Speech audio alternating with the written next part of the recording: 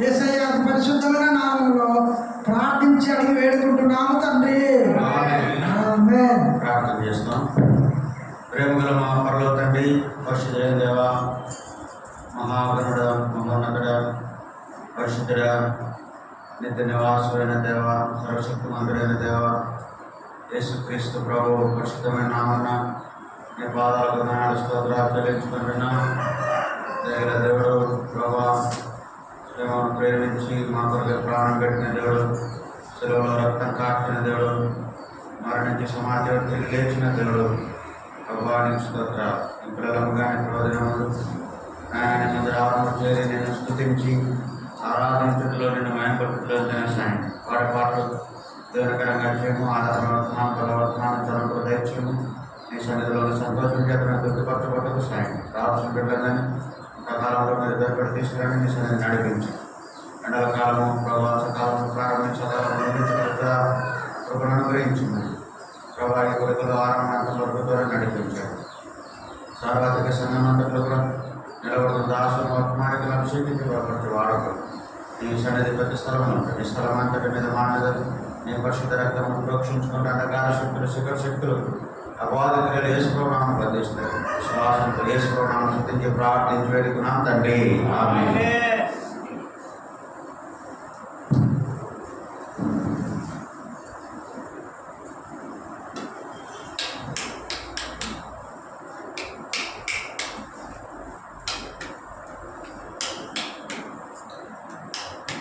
పేదపాఠంలో పాఠ సంఖ్య 47.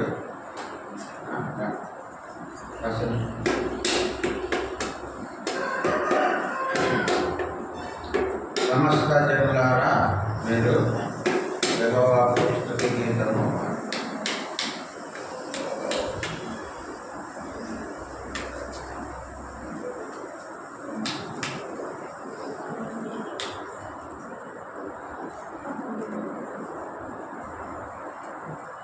పాట పెద్ద పాట. సమస్త జనులారా మీరు యెహోవాకు స్తుతి గీతము పాడి సంతోషముతో సన్నిధిలో ఉత్సాహించుడి జయమనుచు సంతోషముతో సన్నిధిలో ఉత్సాహించుడి జయమనుచు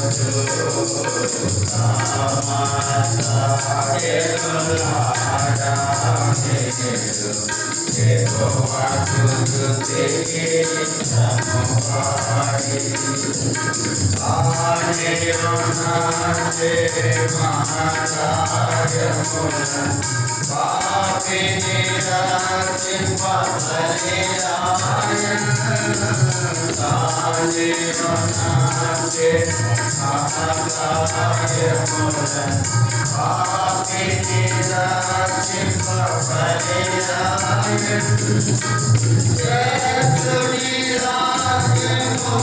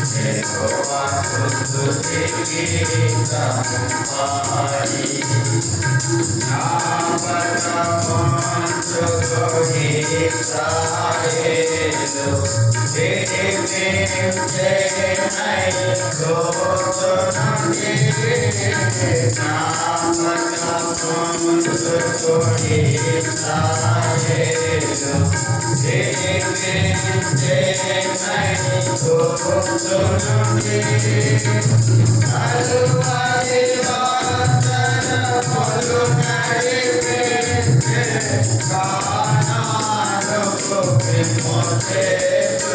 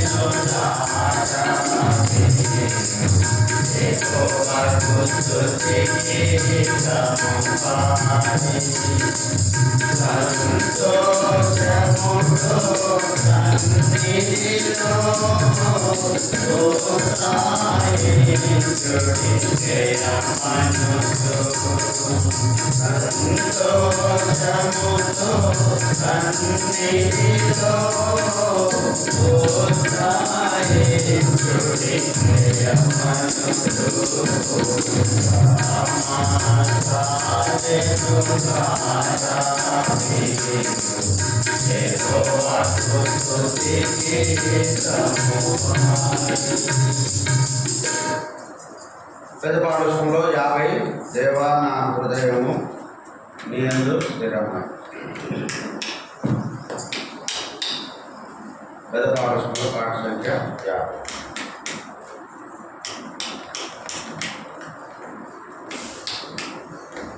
దేవా నా హృదయము నీయందు స్థిరమాయన్. నే పాడుచుచుందును నాయాత్మగణము చేయున్. నే పాడుచుచుందును నాయాత్మగణము చేయున్. పరమానందనామమునితారా మేల్కొనుడి మీరు కూడా. మేల్కొనుడి మీరు కూడా. పరమానందనామమునితారా మేల్కొనుడి మీరు కూడా. మేల్కొనుడి మీరు కూడా. వేకువనే లేచెదను. వేకువనే లేచెదను. స్తుతిగానము చేసెదను. స్తుతిగానము చేసెదను. స్తుతిగానము చేసెదను.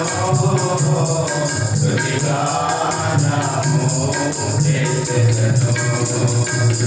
దేవా నా హృదయము నీయందు స్థిరమాయన్. నే పాడుచుచుందును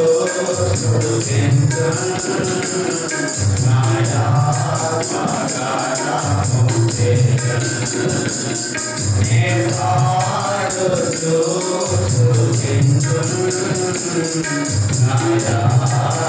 నాయాత్మగణము చేయున్. దేవా నీ జనముల మధ్య కృతజ్ఞతాస్తుతులను. కృతజ్ఞతాస్తుతులను.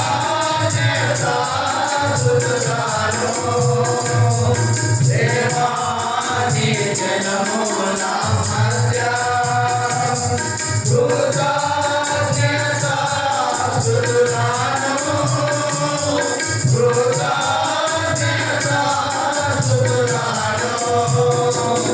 చెల్లించి ప్రజలలోన.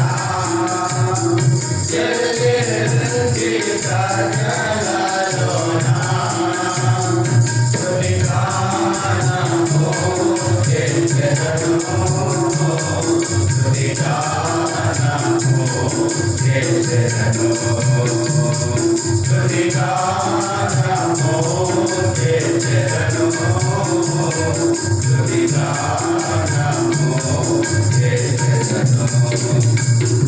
దేవా నా హృదయము నీయందు స్థిరమాయన్. నే పాడుచుచుందును నాయాత్మగణము చేయున్. నే పాడుచుచుందును నాయాత్మగణము చేయున్. ఆకాశమున కంటివి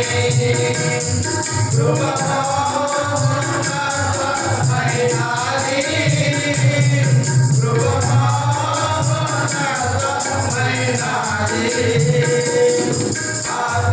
ఆకాశమున కంటివి కృపమోన్నతమైనది. కృపమోన్నతమైనది. నీదు సత్యము మేఘముల కంటే. నీదు సత్యము మేఘముల కంటే. అత్యున్నతమైనది.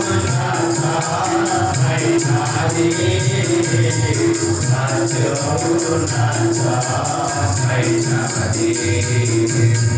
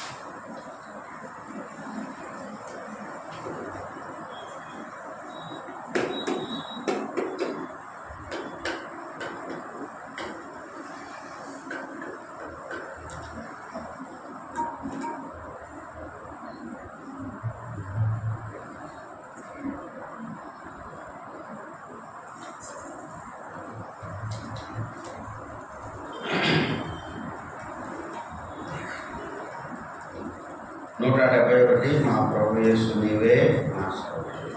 కొన్ని పుస్తకాల్లో 169, కొన్ని పుస్తకాల్లో 171.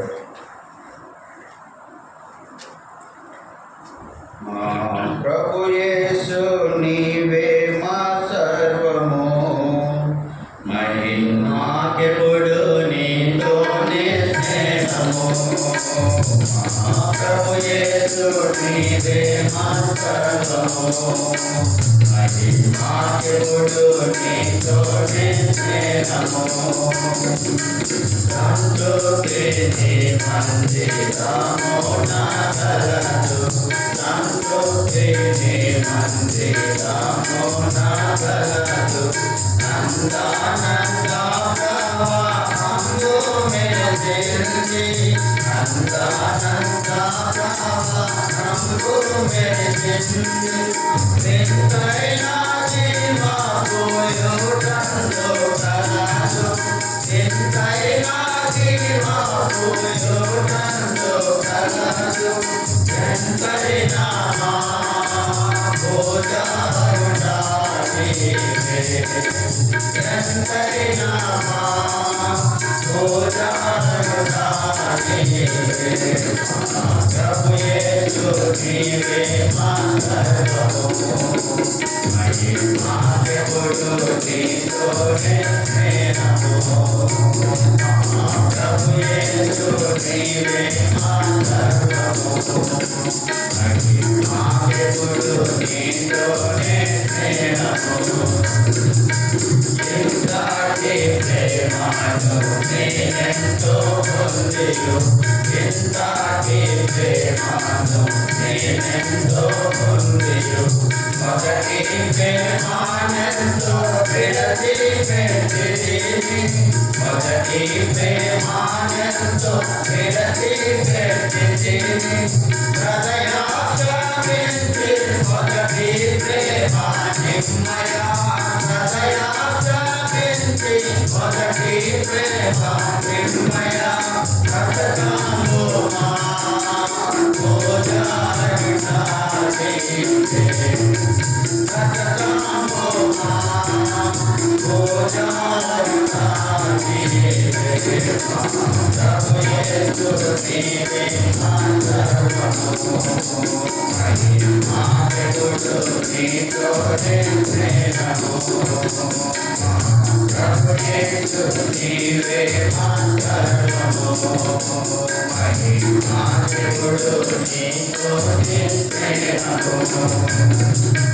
మాటలకు మాటల్లో మాటలు నడగలు మాటలకు మాటల్లో మాటలు నడగలు మేము కూర్చున్నా నిలుచున్నా వింటినా మేము కూర్చున్నా నిలుచున్నా వింటినా హక్కువతో మా ప్రభుని మెప్పించేదాము హక్కువతో మా ప్రభుని మెప్పించేదాము ఎక్కడైనా నా యేసు సన్నిధిలో ఎక్కడైనా నా యేసు సన్నిధిలో ప్రభు యేసు నీవే మా సర్వము మహిమాగములు నీతోనే ప్రేమము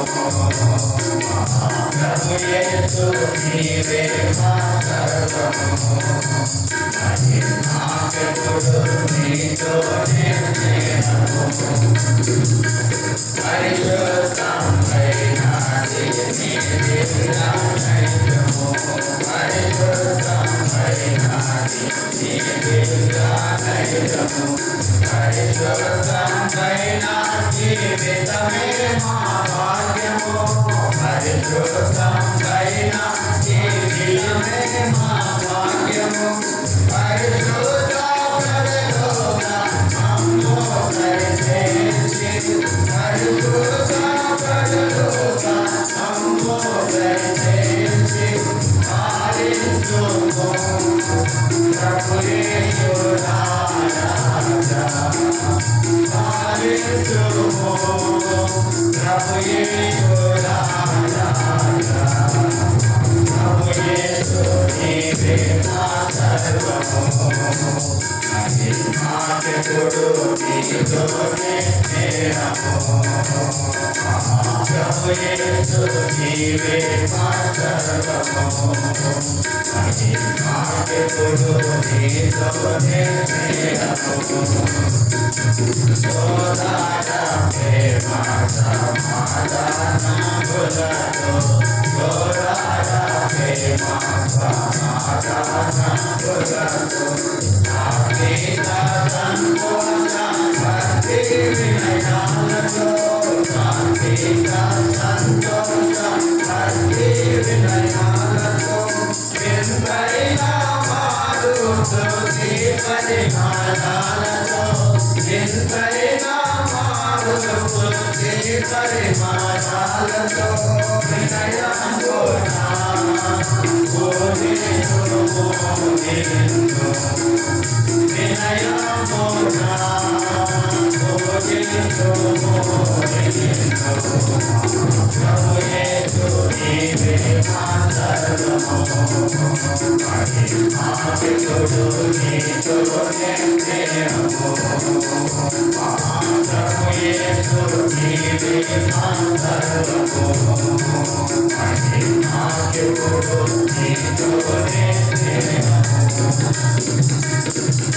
లేచి నిలబడి బైబిల్ పద పాడుకున్నా.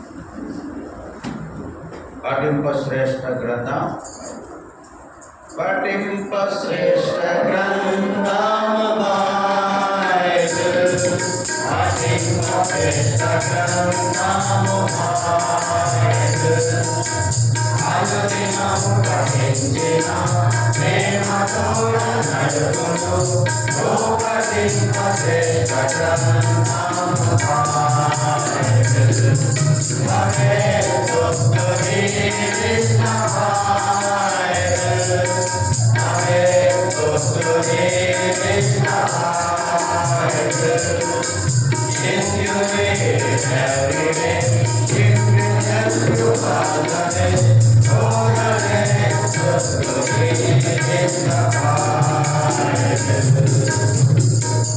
చదువుకుంటండి.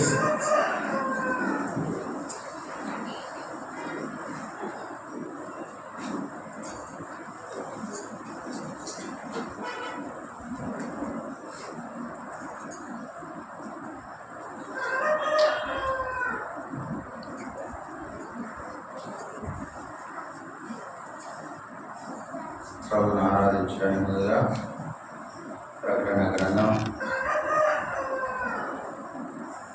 21వ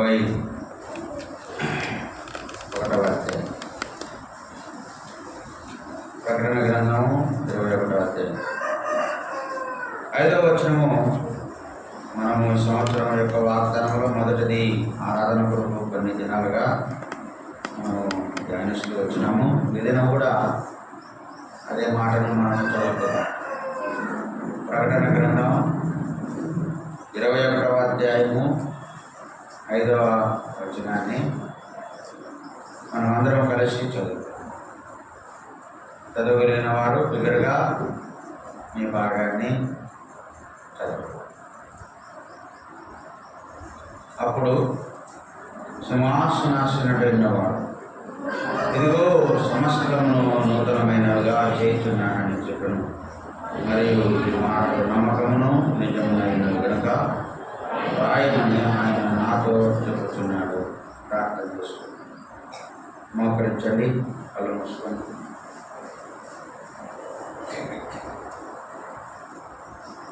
ప్రేమగల తండ్రి, యేసుక్రీస్తు ప్రభు నామమున మీ పాదాల వందనాలు స్తోత్రాలు తెలియజేస్తున్నాను. మరొక ప్రభు దినంలో మీరు మమ్మల్ని ప్రవేశపెట్టినందుకై నేను స్తోత్రములు. ప్రభా, ఎంతోమంది దినాన్ని చూడలేకపోయాను. మాకంటే గొప్పవా, జ్ఞానవంతు, అనుభవం కలిగినవా, సామర్థ్యం కలిగినవా ఈ దినంలో ప్రవేశించలేకపోయినా మీరైతే మమ్మల్ని సజీవ లెక్కలోంచి మరొక పర్వదినంలో మీరు ప్రవేశపెట్టినారు. దేవా, నీకు స్తోత్రం. అండి, మీ పిల్లలముగా మీ వాక్యం పెడితే నేను ఆరాధించగలిగిన కళలు మీరే మాకు దయచి సమయాన్ని దీవించి యేసు ప్రార్థించుకుంటున్నాం తండ్రి. ఆమేన్.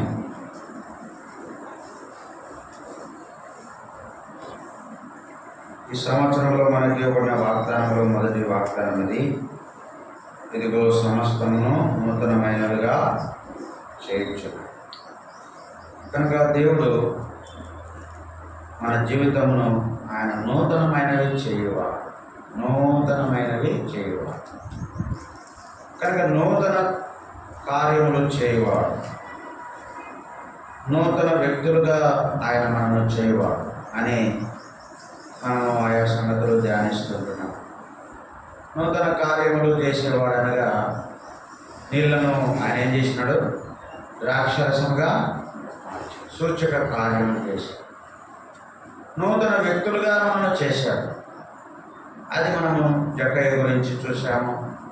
తర్వాత పోయిన దినాల్లో ఒక కుష్ఠరోగిని గురించి మనం చూస్తాం. ఆ కుష్ఠరోగిని ఒక నూతన వ్యక్తిగా చేశాడు. పాత జీవితము ఏదో మరి కురుపులతోనూ, నీసు కారుతూ, రక్తము చీము కారుతూ, అలాగూ ఊరి వెలపట ఉంటూ, అపవిత్రుడని చెబుతూ, సమాజంలోనికి రాలేనటువంటి పరిస్థితుల్లో బయట ఉన్నటువంటి ఆ వ్యక్తికి ఒక నూతన వ్యక్తిగా ఆయన చేశాడు. నూతన వ్యక్తిగా చేశాడు. అందుకే వాడు సాగిలపడి ఆయన ఆరాధించాడు. కనుక 10 మంది కుష్ఠరోగులు కూడా బాగైపోయారు. అలాగే దేవుని యొక్క వాక్యంలో చాలామంది కుష్ఠరోగులు బాగుపరచబడ్డారు. నయమాను కుష్ఠరోగి బాగైపోయాడు. కనుక పసిపిల్ల వంటి దేహం వచ్చేసింది నయమాను. కనుక చీము, నెత్తురు, కాలుతూ వేళ్ళని కొరికివేయబడినటువంటి ఆ దేహము ఒక నూతనమైనటువంటిదిగా చేయబడిందని మనము ధ్యానిస్తూ వచ్చాం. కనుక కుష్ఠరోగమును ఆయన తొలగించాడు, నూతన వ్యక్తులుగా చేశాడు.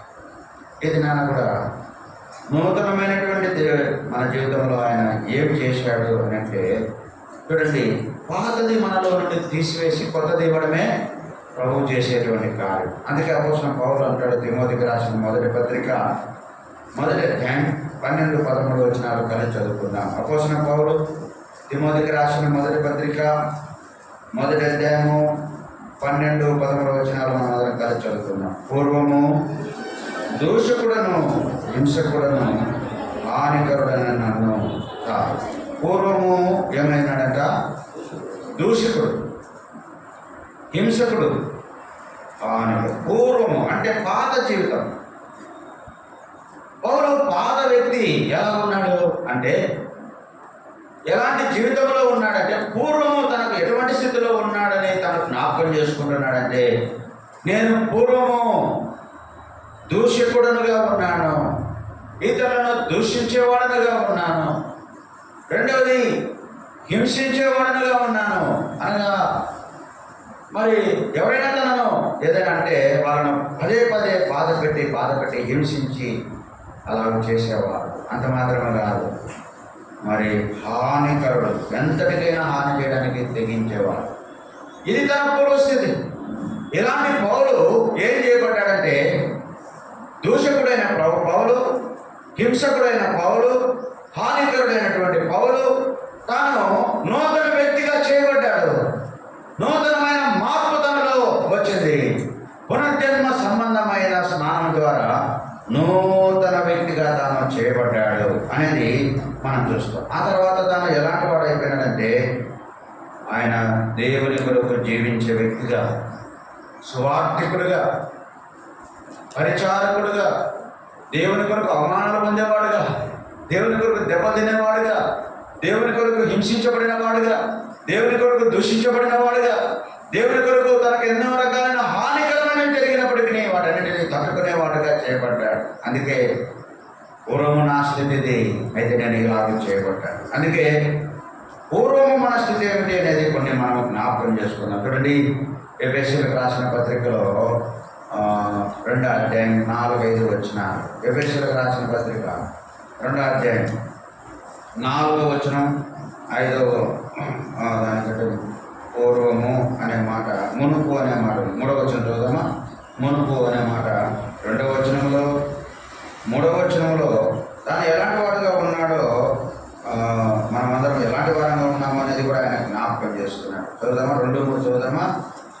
మీరు వాటిని చేయించు వాయుమండల సంబంధమైన అధిపతిని, అనగా అవిధేయులైన వారిని ఇప్పుడు ప్రేరేపించు శక్తికి అధిపతిని అనుసరించి ఈ ప్రపంచ ధర్మము చొప్పున మునుపు నడుచుకుంటుంది. ఈ ప్రపంచ ధర్మం చొప్పున మనం నడుచుకున్నాం. మునుపు మనం ఏంటంటే, మన స్థితి ఏంటంటే, పౌలు తాను జ్ఞాపకం చేసుకున్నట్టుగా, నేను మునుపు హానికరుడను, దూషకుడను, హింసకుడను అని ఆయన జ్ఞాపకం చేసుకున్నాం.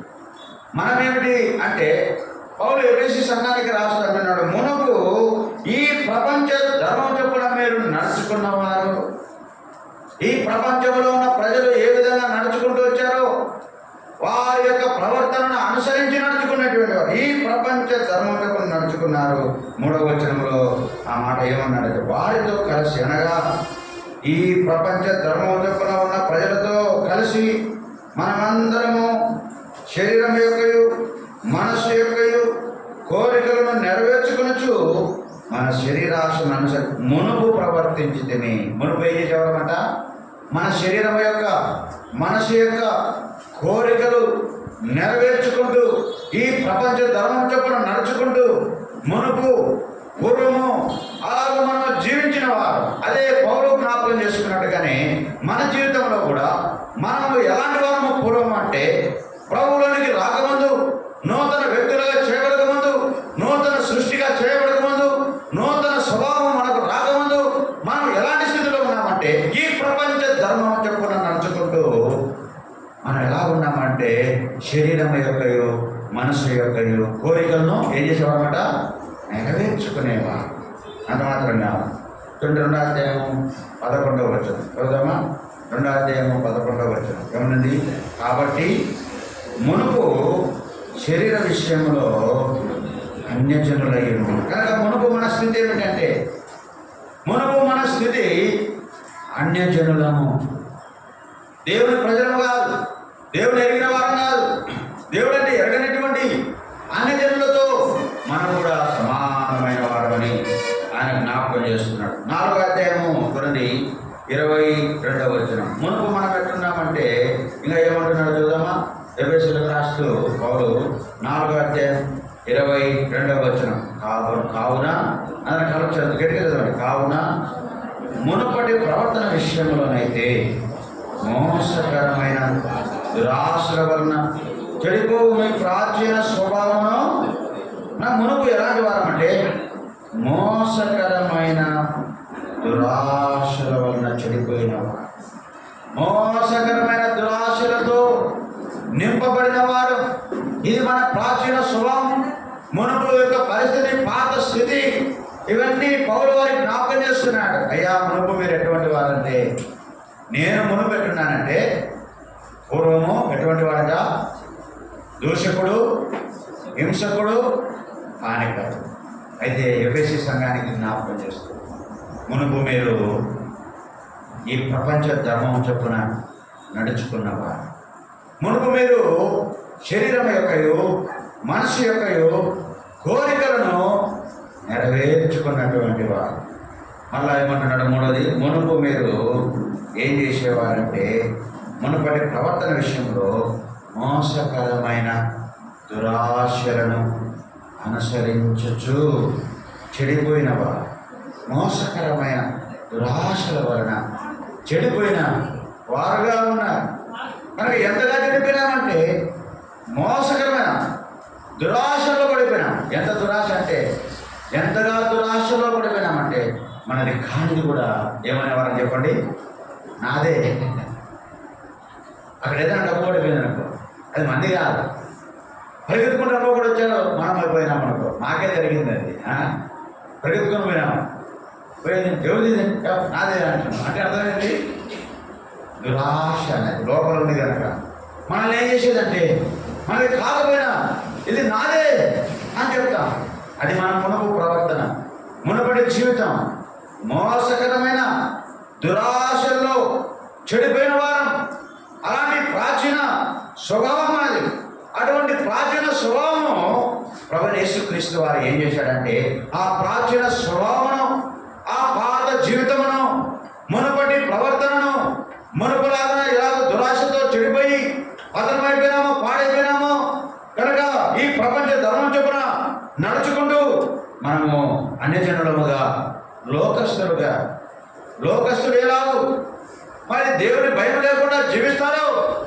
లోకస్తులు ఎలాగూ దేవుడు ఉన్నాడనేటువంటి భయము వారికి లేకుండానే అన్యాయం కానీ, అక్రమం కానీ, పాపము కానీ వారు చేయడానికి ఎంతకైనా తెగించి చేసినట్టుగానే మనం కూడా ఈ ప్రపంచ ధర్మము చొప్పున మునుపు వారితో కలిసి శరీరం యొక్క, మనసు యొక్క కోరికలను మనం నెరవేర్చుకున్నవారు. ఒక మాట అంటాడు చూడండి, తీతు రాసిన పత్రికలో, తీతుకు రాస్తూ పౌలు ఆ మాట జ్ఞాపకం. తీతు రాసిన పత్రిక 3వ అధ్యాయం 3వ వచనం. తీతు రాసిన పత్రిక 3వ అధ్యాయము 3వ వచనము. మునుపు మన పరిస్థితి ఏంటి అనేది అక్కడ కూడా జ్ఞాపకం చేయబడు. తీతు రాసిన పత్రిక 3వ అధ్యాయం 3వ వచనం కలిసి చదువుతాం. ఎందుకనగా మనము కూడా మునుపు అవివేకులము, అవిధేయులము, మోసపోయిన వారము, నానా విధములైన దురాశలకును, భోగములకును, దాసులమునండి దుష్టత్వమందును, అసూయ ఎందును కాలము గడుపుచు అసహ్యులమై ఒకరినొకరు ద్వేషించుచూ ఉన్నాం. అది మునుపు మన పరిస్థితి. మునుపు మనం ఎలా ఉన్నామంటే అవివేకులముగా, అవిధేయులముగా, మోసపోయిన వారముగా, నానా విధములైన దురాశలకు లోనైన వారముగా, భోగాలకు ఇచ్చలకు దాసులముగా, దుష్టత్వములు అసూయలు కాలం గడపచ్చు ఒకరినొకరము ఏం చేసుకునేవారన్నమాట మునుపు ద్వేషించుకుంటూ. ఇది మునుపు జీవితం అని ఇది కూడా రాస్తూ పౌరు జ్ఞాపకం. ఇలాంటి స్థితి మనం మునుపు ఈ ప్రపంచ ధర్మం చొప్పున మనము నడుచుకున్నటువంటి వారు. అంత మాత్రం కాదు, మునుపు శరీరం యొక్క మనసు యొక్క కోరికలను మనం నెరవేర్చుకునేటువంటి వారు. మునుపు మనము అన్యజనులము అని చెప్పబడేటువంటి వారు ఎలాగుంటారో, దేవుడు లేని వారు ఎలాగుంటారో అలాగ అన్యజనులుగా మనం ఉంటూ వచ్చాం. మునుపు మనం ఎలాగున్నామంటే మన యొక్క ప్రాచీన స్వభావం అనగా దురాశలతో చెడిపోయి మోసపోయిన వారంగా, మోసం చేసే వారంగా, దురాశలతోనూ రకరకాలైన పాపాలతో నింపబడిన వారంగా ఉన్నాము.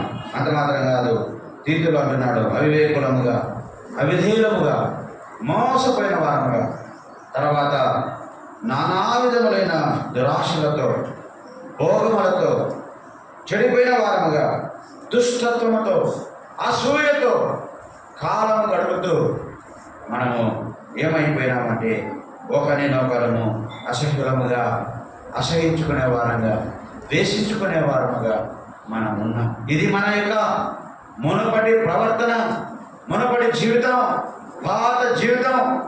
అది పౌలు ఎలాగో తాను గుర్తించాడో ఈ ఉదయకాలం నేను కూడా మన ప్రాచీన స్వభావం, మన పాత నైజం ఎలాంటిదో అనేది మన వాక్యానుసారంగా మునుపు మనం ఎలా ఉన్నామో గుర్తు చేసుకునేటప్పుడు ఎలాంటి స్థితిలో ఉన్నాను మనల్ని దేవుడు ఏం చేశాడంటే నూతన వ్యక్తులుగా చేశాడు. ఏం చేశాడంటే చెప్పండి, నూతనమైన వారినిగా చేశాడు. అక్కడే తీతు రాసిన పత్రిక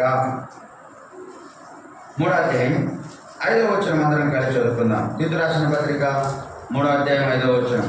మనము నీతిని అనుసరించి చేసిన క్రియల మూలముగా కాక తన కనికరము చొప్పుననే పునర్జన్మ సంబంధమైన స్నానం ద్వారా పరిశుద్ధాత్మ మనకు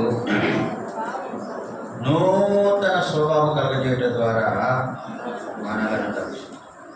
నూతన స్వభావం కలగజేయడం ద్వారా మనం రక్షించబడ్డామంట. నీతిని అనుసరించి చేసిన క్రియల మూలంగా కాదు, తన కనికరం చొప్పున, ప్రభు యొక్క కనికరం చొప్పున.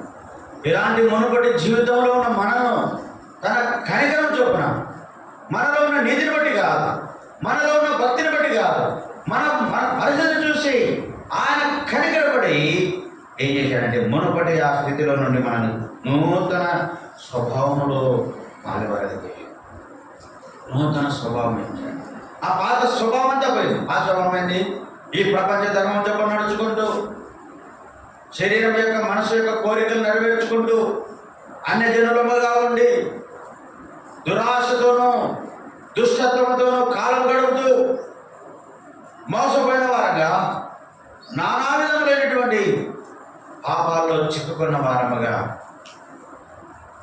అసహ్యమైన వాటిని చేస్తూ ఒకరినొకరు ద్వేషించుకుంటూ అలాగున్నటువంటి మనకు ఆయన కనికరపడి తన పునర్జన్మ సంబంధమైన స్నానం ద్వారా మనను నూతన స్వభావం కలగజేసి నూతన స్వభావం మనకి ఇచ్చాడు కనుక ఇప్పుడు మనం రక్షించబడ్డాం.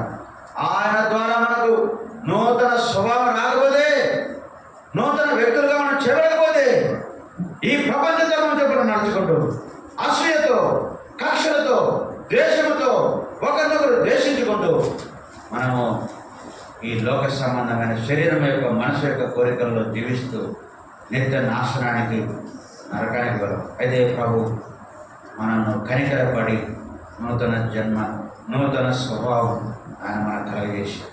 అది మనం చూసి తగిన చూడండి, లూకా సువార్త 15వ అధ్యాయంలో ఆ తప్పిపోయిన కుమారుని వీరగా తండ్రి కనికరపడినట్టుగా ప్రభు మన ఎలా కనికరపడ్డాడు. ఎంతగా చెడిపోయిన వాడు, ఎంతగా పతనమైపోయిన వాడు, ఎంతగా తండ్రిని దుఃఖపరిచిన వాడు, శరీరం యొక్క మనసు యొక్క కోరికలు నెరవేర్చుకున్నవాడు ఎంతగా చెడిపోయిన వాడంటే చూడండి, ఆ కుమారుని గురించి అక్కడ లూకా సువార్త 15వ అధ్యాయంలో వాడు ఏమైనాడంటే 13వ వచనం, కొన్ని దినముల చిన్న కుమారుడు సమస్తమును కూర్చుకొని ఏమైపోయినాడు చెప్పండి? దూరం అయిపోయినాడు. ఎక్కడ ఏమైపోయినాడంట? తండ్రికి దూరం అయిపోయినాడు. తండ్రికి దూరంగా వెళ్ళిపోయినాడు. తండ్రికి దగ్గరగా లేకుండా నా ఇష్టాలు నా కోరికలకు నా తండ్రి అడ్డం వస్తాడని చెప్పి తండ్రికి దూరంగా వెళ్ళిపోయినాడు. అది నా జీవితం. కానీ దేవుడికి దగ్గరికి రాకుండా ఉంటే మన ఇష్టం వచ్చినట్టు మనం జీవించేవారు.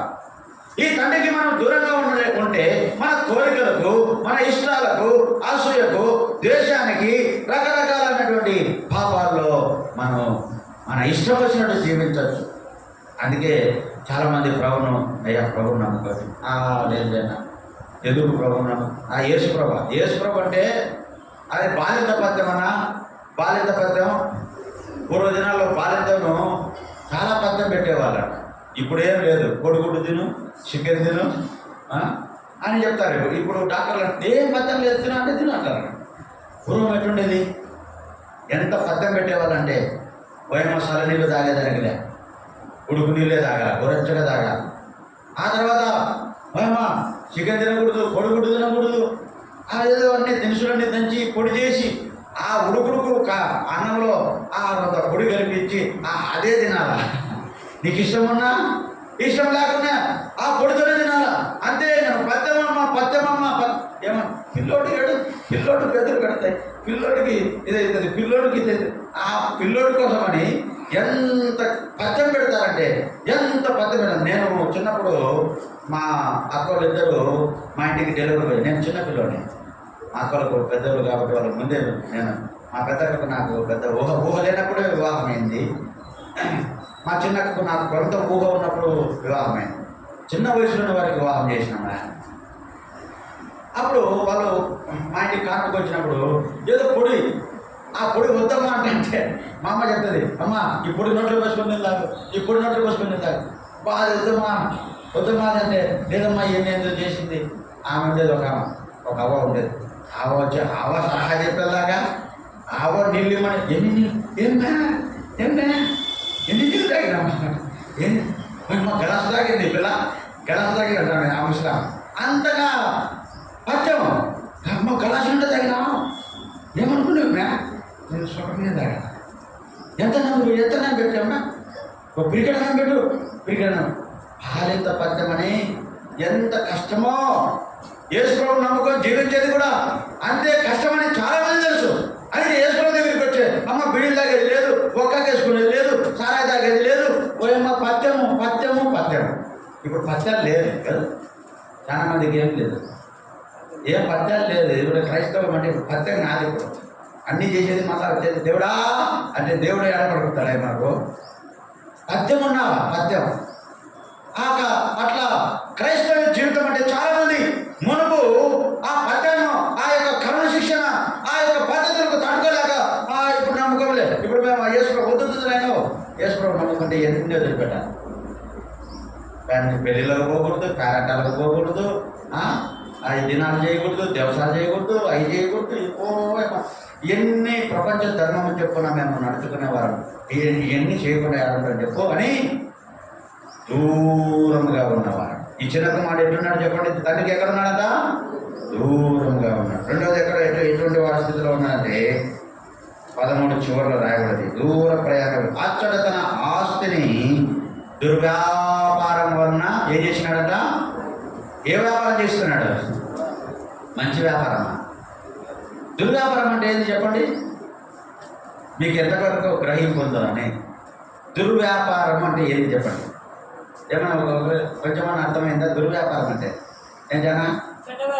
అదే చెడ్డదే. ఏందా చెడ్డదని? అట్లా దుర్వ్యాపారం.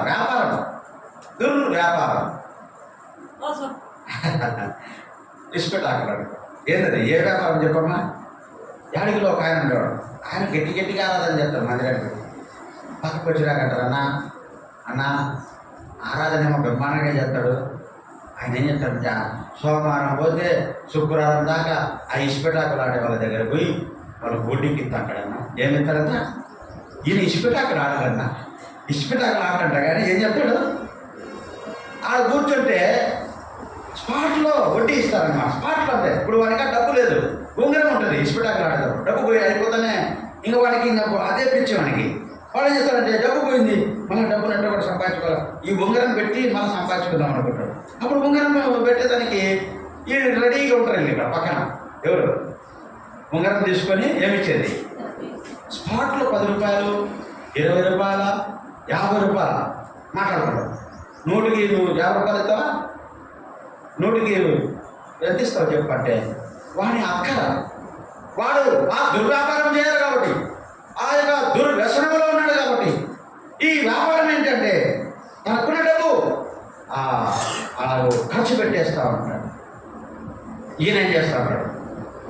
ఆ డబ్బును సంపాదించుకునే వాడి దగ్గర అన్యాయంగా వాళ్ళ భార్య అనేది.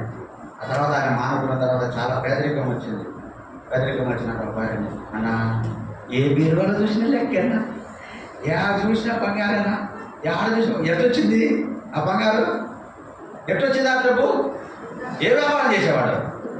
దుర్వ్యాపారం. ఇసుపెట్టాకులు ఆడే వాళ్ళ దగ్గరికి పోయి ఆరంభ దినాల్లో ఒక ఆయన సంఘ పెద్దగా ఉన్నాడు.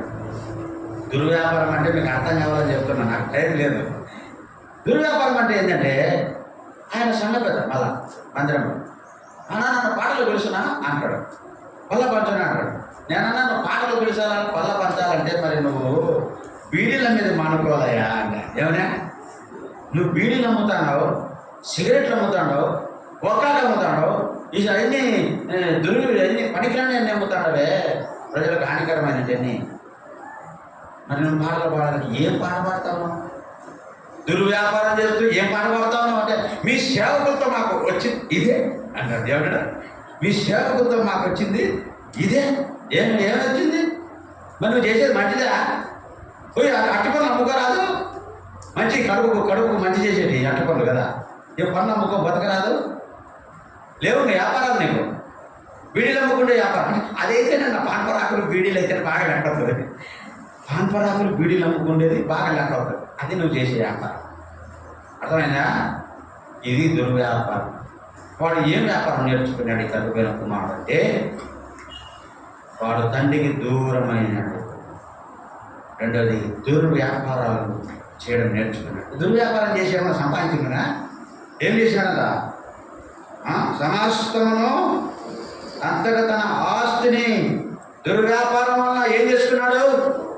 పాడు చేసుకున్నాడు. ఇది ఈ ప్రపంచ ధర్మం చొప్పున నడుచుకునే వారికి మునుపు వారి ప్రవర్తన, వారి జీవితం, వారి యొక్క తలంపులు, వారి ఆలోచనలు ఏలాగా అన్యాయంగా చంపాలా, ఎలా ఎవరి ముందు చంపాలా అని ఆలోచించి ఏమైనా సంపాదించుకున్నాడంటే ఉన్నది కూడా ఏమైపోయింది? పోగొట్టుకున్నాడు. దుర్వ్యాపారం వలన సమస్తమును పోగొట్టుకున్నవాడు మునుపటి జీవితం అని అలాగున్నవాడు. తర్వాత ఏమైపోయినాడు చదువుదామా? గొప్ప కరువు రాగా మనకి ఏమొచ్చిందంటే తినడానికి ఏమి లేదు, తిండి లేదు. కడుపు రాగా వాడికి కడుపు నిండా తిండి లేదు. అందుకే 16వ వచనంలో రాయబడింది, వాడు పందులు తిను పొట్టు కొరకు ఆశపడినాడు. అది తన ప్రాచీన స్వరం. పందులు తినే పొట్టున తిందాం అనుకున్నాడు, పందులతో కొట్లాడుతున్నాడు. డిష్యూ అని ఏమని పందులు కొట్టేస్తా అంటే అవి ఏం చేస్తాయి చెప్పండి? మామూలుగా తింటాయా? కుక్కలు కానీ పందులు కానీ కొట్లాడతాయితే నువ్వా నేనా. ఇప్పుడు ఈడు కూడా పంది మాదిరి అయినాడు. పంది మాదిరి పోయి ఏం చేస్తున్నాడు? ఆ పందులో ఒక పంది అయినాడు. అది తన పూర్వస్థితి. పందులు తిని పొట్టు తిందామని జొరబడి కొంత తీసుకున్నాడు, కానీ చూస్తే ఇది పొట్టు. ఈ పొట్టు తినని ఆశపడ్డాడు, కానీ తినలేకపోతున్నాడు. ఈ పొట్టుతో ఎలాగో కడుపు నింపుకోరా. పొట్టన తిందామనుకుంటే పొట్టు కూడా తినబుద్దిగా తీసుకున్నాడు. చదవకు చూశాడు, అబ్బా పొట్టేటప్పుడు ఆకలితో చచ్చిపోతున్నాడు. ఈ పొట్టు తినలేవు. పందులను మేపువాడుగా ఉన్నాడు. పందులు తినే పొట్టు కొరకు ఆశపడుతున్నాడు. అలాంటి స్థితిలో ఉన్నవాడు తండ్రి ఎదుకు వచ్చినప్పుడు నేనేం చెప్తానంటే ప్రాచీన స్థితి అది. తండ్రి ఎదుకు వచ్చాడు. తండ్రి వాణి ఎదురు ఏమైనాడు చెప్దామా? అక్కడ మనకు చెప్పినట్టుగా కనికరపడి అనే మాట కోసం ఇది తీశాను. 20వ వచనం చదువుదామా? అక్కడ కలిసి చదువుతాం. వాడు ఇంకా దూరంగా ఉన్నప్పుడు తండ్రి వాణ్ణి చూచి ఏం చేశాడటమ్మా? తీర్థ పత్రికలో మనం చదువుకున్నాం కదా, మనం కూడా మునుపు ప్రవర్తనటువంటి వారమైన మనలనందు ఆయన మన ఎందుకు ప్రేమ చూపించి మన ఎందుకు కనికరపడి మనకు నూతన స్వభావం కలిగజేసినాడు. పునర్జన్మ సమాన స్నానం ద్వారా నూతన స్వభావం కలిగజేశాడు. ఈ తప్పిపోయిన కుమారుడికి కూడా తండ్రి కనికరపడ్డాడు కాబట్టి ఇప్పుడు ఏమొచ్చింది అంటే నూతన వ్యక్తిగా చేయబడ్డాడు. ఎటువంటి వ్యక్తి అయినాడు అంటే చదువుదామా? తండ్రి వాడిని ఏమన్నాడు? తండ్రి ఎదుట తాను ఒప్పుకున్నప్పుడు తండ్రి వాని ఎందుకు కనికరపడి మొట్టమొదట మెడ మీద పడి ఏం చేశాడు ఆయన? తండ్రి పరిగెత్తడం మాత్రమే కాదు, మెడ మీద పడ్డాడు, ముద్దు పెట్టుకోవడము మనం చూస్తాం. అప్పుడు ఎట్టున్నాడు వాడు? పూర్వం ఎట్టున్నాడు వాడు? చిగురి పట్టలు పందులతో ఉన్నాడు, పందుల వాసన, దుర్వాసన కనుక నెత్తంతా పెరిగింది, గడ్డమంతా పెరిగింది, పక్కకైపోయినాడు, ఏమి తినలేదు కదా, కరువులో ఉన్నాడు కదా, ముఖమంతా చిక్కిపోయిన స్థితిలో వస్తూ ఉన్నాడు. తండ్రి వాని ఎందుకు కనికరపడి పూర్వపు ఆ స్థితిని చూసి వాని ఎందుకు కనికరపడి వాని మెడ మీద పడి ముద్దు పెట్టుకొని చేర్చుకొని వెంటనే అన్నాడు, వీనికి ప్రశస్త వస్త్రం తెచ్చి కట్టండి. ఏ వస్త్రం అంట? పాత వస్త్రం అంతా ఏమైంది? ఇప్పుడు నూతన వస్త్రం ఇచ్చాడు. పిల్లరా, ప్రభు మన ఎదుట కనికరపడి నూతన స్వభావం కలిగజేసి నూతన జీవితాన్ని ఇచ్చి ఆ పాత జీవితం అంతా తీసేశాడు, నూతన వస్త్రం ఇచ్చాడు. పాత వస్త్రాలు తీసేశాడు, నూతన వస్త్రాలు ఇచ్చాడు. ఇప్పుడు ఉంగరాలు లేవు, ఏం లేవు, అన్నీ పోగొట్టుకున్నాడు కదా. ఏమి ఇచ్చినాడు చెప్పండి? ఉంగరం ఇచ్చాడు. మళ్ళీ ఏమి ఇచ్చాడు? కాళ్ళకు చెప్పులు ఇచ్చాడు. చెప్పులు లేవు, చెప్పులు పోగొట్టుకున్నాడు, ఉంగరం పోగొట్టుకున్నాడు. వస్త్రం అంతా మాసిపోయినాయి, చినిగిపోయినాయి, పాడైపోయినాయి. అప్పుడు పూర్వం చూసినప్పుడు అతని స్థితి అది. అయితే ఆ పూర్వం స్థితిలో నుండి ఇదిగో నేను సమస్తమును ఏం చేస్తాను? నూతనమైన వ్యక్తిగా చేస్తాను. నూతన వ్యక్తిగా చేసినాడు. ఆ పాతదంతా తీసేసి నూతన వ్యక్తిగా చేస్తున్నాడు. నూతన వ్యక్తి, నూతన వస్త్రాలు, నూతనమైన ఉంగరము, నూతనమైన చెప్పులు. అబ్బా ఎంత అంటే మామూలు విందు కాదు. ఏ విందు? క్రొవ్విన దూడను వధించి శ్రేష్టమైన ఆ విందు ఇచ్చాడు, క్రొత్త విందు. కనుక ఎన్నాళ్ళైందో ఏం లేక, ఆహారం లేక ఆ హోటల్ ఆ క్రొవ్విన దూడను వధించాడు. తండ్రి ప్రేమ ఎంత గొప్ప! అది ప్రభువైన యేసుక్రీస్తు. మునుపు ఈ ప్రపంచ ధర్మం చొప్పున నడుచుకుంటున్న మనలను, శరీరం యొక్క మనసు యొక్క కోరిక నెరవేర్చుకుంటున్న మనలను, అన్యజనులమైన మనలను, దురాశతోనూ దుష్టత్వముతో జీవిస్తున్న మనలను, అసూయతో ద్వేషముతో జీవిస్తున్న మనలను, మునుపటి ఆ స్థితిని అందరినీ కూడా తన రక్తం వలన శివ మరణం ద్వారా తనంతటిని తీసివేసి పునర్జన్మ సంబంధమైన స్నానం ద్వారా నూతన స్వభావం కలిగజేసి నూతన వ్యక్తులుగా చేసి మనలను రక్షించి ఆయన బిడ్డలుగా చేసుకున్నాడు. ఇలాంటి అనుభవంతో మనము నూతన స్వభావం కలిగిన వారమై నూతనమైన ఆరాధన మనలో నుండి ప్రభువును ఆరాధించాడు. ప్రభువా, పౌలదే ఎరిగినాడు. మునుపు నేను అవివేకిని, అవిధేయులను, తిరుగుబాటుదారిని, హింసకుని, దూషకుని, హానికరుని నన్ను మార్చినాడు. అలాగే నన్ను మార్చినాడని మనం జ్ఞాపకం చేసుకో. ఇదిగో నేను సమస్తమును ఏం చేసిన వాడిని? నూతనమైన చేశాను. మన జీవితంలో అలాగే నూతనమైనటువంటి కార్యం జరిగించినాడని తలపోసుకొని, ప్రభువా, నన్ను నూతన వ్యక్తిగా చేయకపోతే నేను ఎంత దౌర్భాగ్యమైన స్థితిలో ఉన్నాను, ఎంత మరి అయోగ్యమైన స్థితిలో ఉన్నాను, ఎంత అపవిత్రమైన స్థితిలో ఉన్నాను, ఎంత నీకు దూరంగా జీవించాను, ఎంతగా చెడిపోయిన వాడనగా ఉన్నాను, ఎంతగా ఆకలితో ఉన్నాను, ఎంతగా ప్రభువా నా సమస్తమును కూడా పాడు చేసుకున్నవాడు కూడా. అయితే నువ్వు నన్ను ప్రేమించి నా ఎందుకు కనికరపడి నన్ను రక్షించిన, నాకు నూతన జీవితాన్ని ఇచ్చిన ప్రభువా, నీకు వందనాలని ప్రభుని ఆరాధిస్తాం. లేచిన కూడా ఒక పాట పాడుతుండగా మరి సండే స్కూల్ పిల్లలు వెళ్తారు.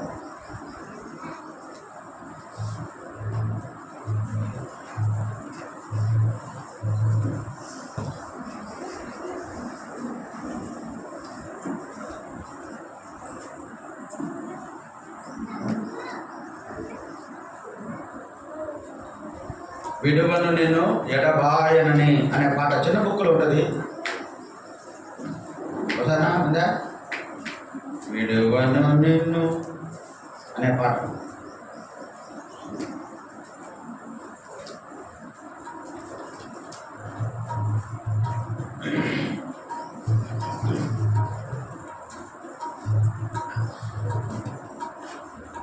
అదే ఉందా?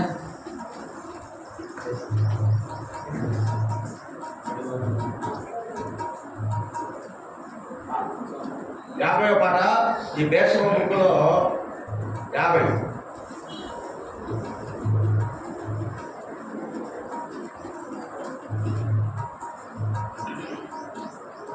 పుస్తకంలో 26, కొన్ని పుస్తకాల్లో 26 ఉంటుంది, కొన్ని పుస్తకాల్లో 50.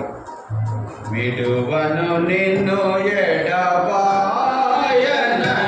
నా అభయము సంగీత దేవా, అభయము సంగీత దేవా. విడువను నిన్ను అభయము సంగీత దేవా, అభయము సంగీత దేవా. ప్రేమములే నీవు చేసి దూరముగా పరు ఎదిగినయా. నేరములే నీవు చేసి దూరముగా పరు ఎదిగినయా.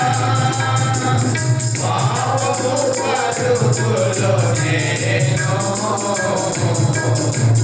మరచితి నీ మార్గమును, నేను వదలితి నీ మార్గమును. పాపపు పరుగులో నేను మరచితి నీ మార్గమును, నేను వదలితి నీ మార్గమును. విడువను నిన్ను ఎడబాయనని నా అభయము సంగీత దేవా, అభయము సంగీత దేవా. కందులు మేపుతూ ఆగలి మాదతే కోర్టును ఆశీర్వదించినయ్యా. కందులు మేపుతూ ఆగలి మాదతే కోర్టును ఆశీర్వదించినయ్యా.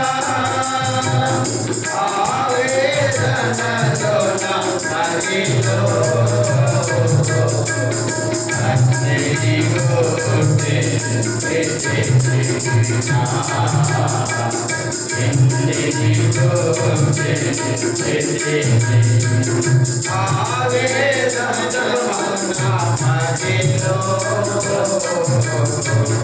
అన్నిటి కోర్టే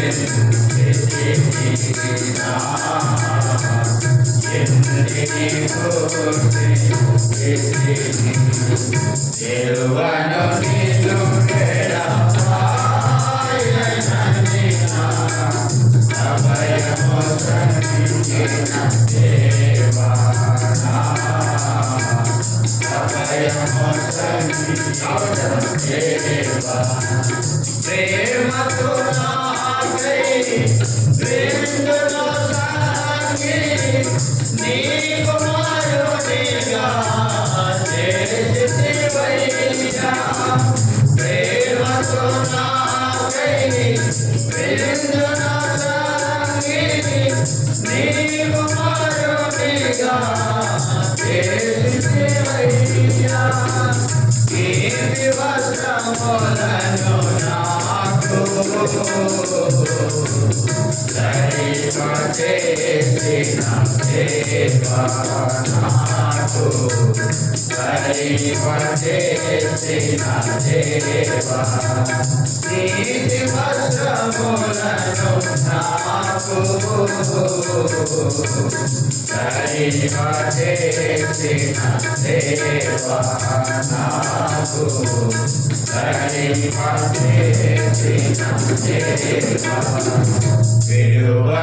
నిన్ను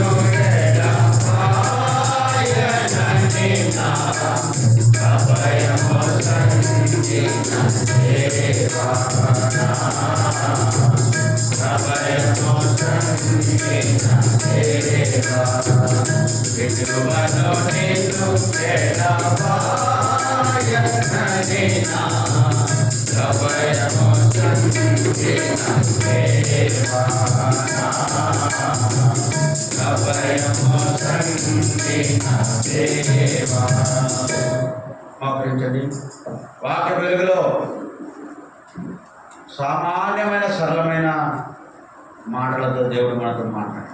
ఇది నీకు అర్థం కాలేకుండా ఇంతకుముందు చేసిందే పాడిందే పాడంటే నేను ఏం లోపల నీ లోపల ఏమాత్రం జీవం లేనట్టేనా చేసిందే చేస్తా అంటే ఏం లాభం లేదు. ఈరోజు ఏ వర్తమానం దేవుడు నాతో మాట్లాడాడు, ఏ విధంగా నన్ను నూతన వ్యక్తిగా చేసినాడు అనేది మనం గ్రహించి మనకు కోర్చుకొని ఆ యొక్క తలపులో తగ్గపోయిన కుమారుని ఎట్లా చేర్చుకున్నావో నన్ను అట్లా చేర్చుకున్నావు తల్లి, నా ఎందుకు కనికరపడ్డా దేవా అని ప్రభువును మనము హృదయమారా మనస్ఫూర్తిగా ప్రభువును ఆరాధించాలి.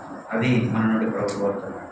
అలాగే ఒక సోదరుడు మొదట సండే స్కూల్కి వెళ్ళేవారు, వంట బర్త్డేకి వెళ్ళేవారు, ఆ తర్వాత ఒక సహోదరుడు ఒక సోదరుడు బల్ల ముందు బల్ల వెనకల బయట అలాగే మనం ప్రభువును ఆరాధిస్తాం. ప్రారంభించండి.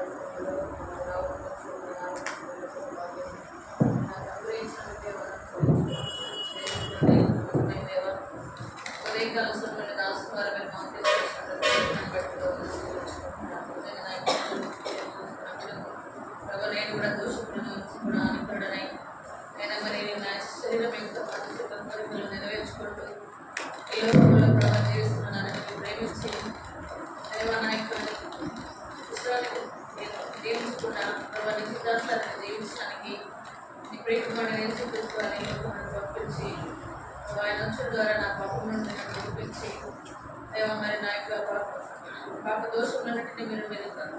మీ కుమారుడు యేసుక్రీస్తు రక్తం ద్వారా ఆయన కడిగి పరిశుభ్రపరిచి క్రీస్తులు నన్ను ఏర్పరచుకొని నిబడిగా మీరు చేసుకున్నాను చెల్లించుకుంటున్నాను. దైవం తండ్రి తప్పని కుమారుడు వలె నా యొక్క నాయన నేను కూడా లోకంలో నా ఇష్టానుసారంగా జీవించడానికి దేవ నా ఇష్టం నా కోరికలు నెరవేర్చుకోవడానికి నేను దుష్టత్వంలో ద్వేషంతో అనేటువంటి వ్యాపారం కలిగి తను ఎట్లా జీవించి నష్టపోతూ వచ్చాడు జ్ఞాపకం చేసినట్లుగా నా యొక్క జీవితంలో నేను కూడా పాపం అనేటువంటి మనకంలో అంధకారంలో చీకటి జీవితంలో ప్రభావం ఉన్నటువంటి నన్ను కూడా మీరు ప్రేమించి ఆయన మధ్యకంలో నన్ను విడిపించి మీరు ఏర్పరచుకొని నూతన స్వభావం దేవా నూతన వ్యక్తిగా నూతన క్రియ నాయకులు జరిగించడానికి నిజంగా దయాళుడని చూసి తెలుసుకొని ఏది సేవించే భాగ్యమును మీరు నాకు అనుగ్రహించినందుకే ఉన్నారు. తగిలిందండి నిజంగా నీ ప్రేమ ఎంత గొప్పది. ఆ యొక్క వాడికి మరి ప్రభావ తండ్రి కనికరపడి ముందు పెట్టి ఈ విధంగా కొత్త వస్త్రంలో ఇచ్చాడు. ఆ విధంగా ప్రభావ నాకు కూడా నూతన వస్త్రంలో ధరింపజేస్తాను. నా యొక్క ఆయన పునర్జన్మ సమాధి స్థానం ద్వారా నన్ను కడిగి పరిశుద్ధపరిచి రైతుకి వారసులుగా చేసుకున్నాను. తగిలిందండి మీరు ఇచ్చిన గొప్ప రక్షణ బట్టి అయినా మీరు చూపిన ప్రేమను బట్టి నీకేం చెల్లించలేను. నా జీవితంలో మీరు చేసిన అనేకమైన అద్భుతమైన ఆశ్చర్య కార్యక్రమం బట్టి కుటుంబంగా వ్యక్తిగతంగా సంఘంగా దేవ మీరు చేస్తున్న ప్రతి మేలు కారణం బట్టి ఉదయకాల సమయంలో నాకు నా స్థుతి ఆరాధన యేసుక్రీస్తు నామములో బంగారు పాదములకి సమర్పించుకుంటున్నాను తండ్రి.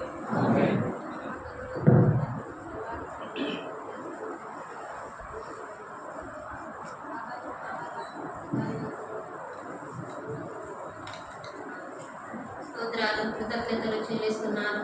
మరి నేను కూడా తండ్రి మునుపు నా యొక్క జీవితం జీవితము, మరి నీ సన్నిధిలో ఉండలేని జీవితము లోకంలో ఉంటుంది. మరి నైనా పౌలు వల్ల పూర్వం నిర్దూషకులను, హింసకులను, హానికరణ ఇప్పటికీ నా ఇష్టాన్ని, నా తలంపులు మరి నాయన నెరవేర్చుకుంటూ మరి నాయన నా సొంత ఇష్టాన్ని, నా తలంపులో నా యొక్క జీవితము మరి నాయన నడిని త్వరి కాలు వరకు తండ్రి నేను నొప్పబెట్టి బాధ పెట్టిన దానిను మరి లోకంలో పడి ఉన్న దానిను నా సొంత ఇష్టాన్ని నెరవేర్చుకుంటూ మరి నైనా ఈ పాపములో పడి ఉన్న నన్ను మరి జ్ఞాపకం చేసుకున్నావు. చీకటిలో ఉన్న నన్ను జ్ఞాపకం చేసుకుని నన్ను రక్షించుకున్నట్టుంటే నీ వందనాలు. మరి ఇటువంటి స్థితి మరి నేను నీ సన్నిధిలో ఆరాధిస్తున్నానంటే నా నీతి కాదు, నా భక్తి కాదు ప్రభా. మరి నేను నీ యొద్ద నిలబడే యోగ్యత, అర్హత కూడా నా దగ్గర లేదు. నువ్వంటే పూర్వం నాకు తెలియదు ప్రభా. నువ్వు ఎందుకు పనికిరాన్నాను నన్ను జ్ఞాపకం చేసుకున్నావు తండ్రి. నేను నువ్వంటే ఎరుగని జీవితము మరి నైనా విగ్రహ జీవితంలో మరి గుడ్డితనంలో జీవిస్తూ అన్ని జీవనాలుగా మరి లోకంలో పడి పుట్టిని ప్రభా. మరి అటువంటి నన్ను జ్ఞాపకం చేసుకున్నావు. జ్ఞాపకం చేసుకునే అంత యోగ్యత నా దగ్గర లేదు. మరి అటువంటి నన్ను జ్ఞాపకం చేసుకొని ప్రభా ఈనాడు నీ సన్నిధిలో ఆరాధించడానికి నీ యొక్క పరిశుద్ధ స్థలంలో లేదా నన్ను కూడా బిడ్డగా నిలబెట్టుకున్నందుకై వందనాలు. నా మీద కూడా కనికరపడి నైనా తక్కువని కుమారి జాలిపడి